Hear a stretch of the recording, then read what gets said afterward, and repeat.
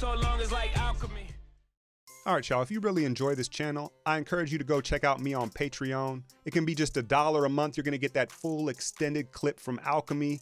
These highlights, and why I bring it up is they pick it up in the second half. This is what they gave me, y'all. Steph hits the 3-ball, and this was a hell of a game, very fast pace. They had no answer for KD's pull-up jumper all night. Denver, a lot of athletic long guards, but not big enough to stop this pulley.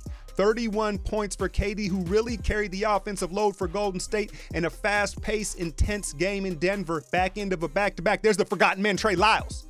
He's a sneaky good player, but he ain't Donovan Mitchell, though. He ain't Donovan Mitchell. But the offense was really carried by Will Barton, 25 points, and I wasn't aware he was this good of a three-point shooter. Mike Malone has kind of given him the keys to the offense late in games, and it's paid off in this game in particular. Denver, 5 players in double digits, spreading the wealth. Here's the pick, the roll. Draymond, 7-foot wingspan cock. We know he ain't got the ups, but he can cock it back and finish it there. Tie game, just under 3 minutes to go. Would the Dubs have the legs to finish this thing off in Denver? Jamal Murray driving, nice little bounce pass at the rim. KD's like, you'll get none of that, but the bounce of the ball goes out to the Joker in the corner. His 19th point of the game. Denver outshot Golden State from the three-point line. Take another look at it. It was just a lucky bounce of the ball, but it usually goes to the team that's playing harder. Denver, a little more gas in the tank late in this game. Draymond always makes the right decision. Wrong. He chooses Nick instead of Clay wide open in the corner. It's another turnover. One more chance. They trap KD. Swing it to Swaggy. You know he ain't giving this up. Step back three.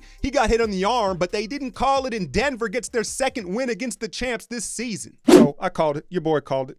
But I was still rooting for the win, and I was really actually impressed with the effort. You could tell right away.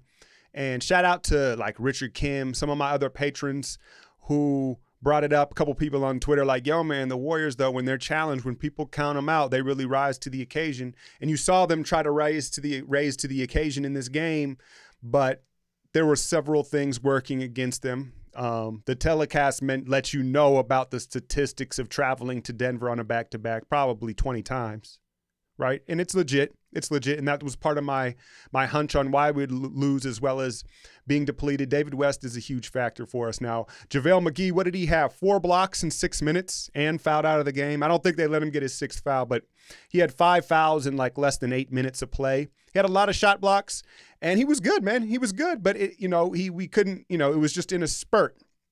So first off, Kevin Durant was absolutely dominant.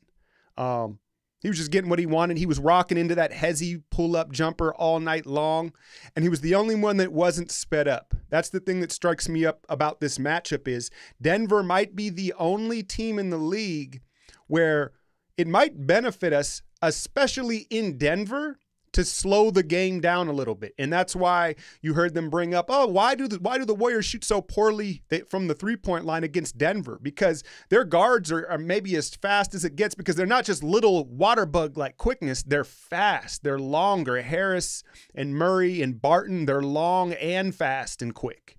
And so they're so active and they play so fast at that altitude. I think Golden State, it goes back, it's like a fighting metaphor, or you can even use it in football. People don't like it when you do what they do well, right? And we play fast well, obviously.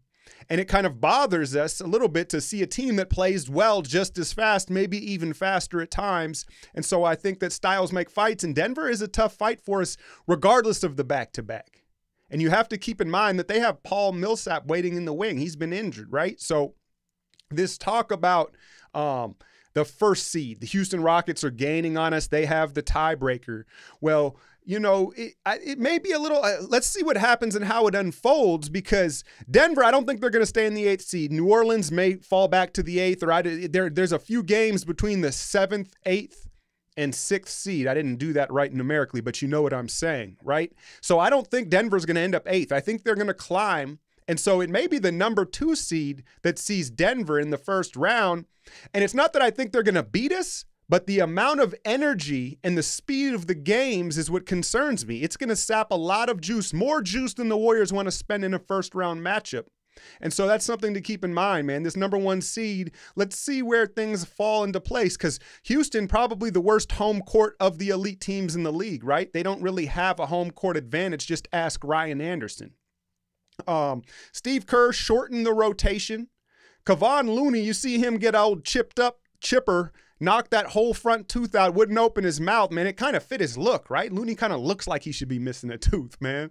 No, but I mean, that shit hurts. Anybody I've had my whole front piece split too, and especially in that cold Denver air, man, if he had to go to the dentist or the doctor after that, you don't want to let that cold air hit the nerves of that chipped tooth, man. That's nasty. So Damian Jones got in the game briefly, and he got the rook calls, a moving screen. I think they got him in the air once or twice.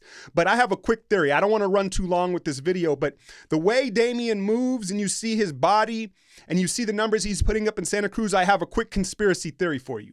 I think that Golden State is purposefully holding him back so they don't have to pay him when his rookie deal is up. They're trying to stagger his progression, so on his second deal, we can get him on a steal because we're already going to be capped out. Just some food for thought, a little alchemy conspiracy. So what else happened here? To slow down the short rotation, Steph, he's too loose with the handles. Those guards, those quick guards, you know, are kind of an Achilles heel for his style of play, and he was a little loose with his handle, had some bad turnovers. Obviously, the free throw issues down the stretch with both him, Durant, the whole team, really. But I want to credit Steph for his off-ball defense. He was very alert, and he was just much more active, and his defensive awareness was on point tonight, so I want to shout him out for that. But I think, again, he was sped up. His rhythm was sped up. Clay got off to a hot start and then disappeared. There's nothing new with that, and then we rode KD's hot hand. But it was interesting, a short rotation, not much Patrick McCaw. Zaza was in there for a while at his limited self, but, you know, he was going to battle.